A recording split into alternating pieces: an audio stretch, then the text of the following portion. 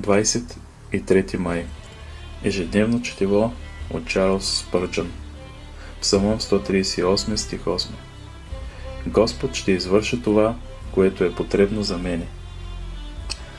Най-очевидно е, че увереността, която изразява тук псалмиста, има божествен произход. Той не казва: имам достатъчно благодат, която ще ме усъвършенства. Нито моята вяра е толкова здрава и никога няма да се поклатя. Или моята любов е толкова гореща и никога няма да изтине. Или моята решителност е толкова твърда, че нищо не може да я разколебае.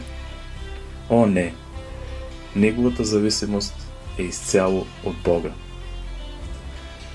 Ако ние се предадем на каквато и да е увереност, която не е основана на вечната канара, то тя е по-лоша от сън. Ще падне върху нас и ще ни затрупа с развалините си. Всичко, което естеството не плете, ще се разплете и ще доведе до голямо объркване. Псалмистът е бил мъдър.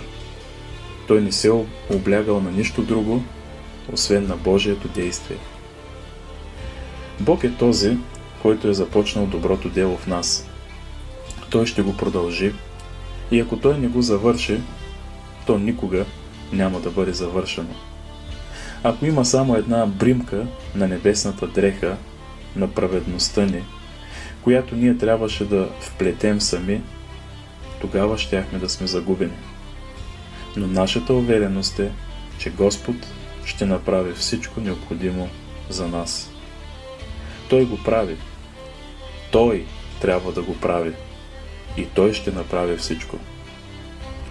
Нашата увереност не бива да бъде в онова, което ние вършим, нито в това, което сме решили да направим, но изцяло да уповаем на това, което Бог ще направи.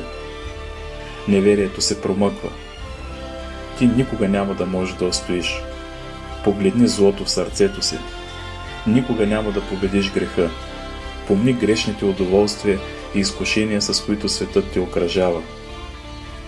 Ти със сигурност ще бъдеш съблазнен и отново поведен в заблуда. О, да! Ние наистина ще погинем, ако се оставим на нашата собствена сила.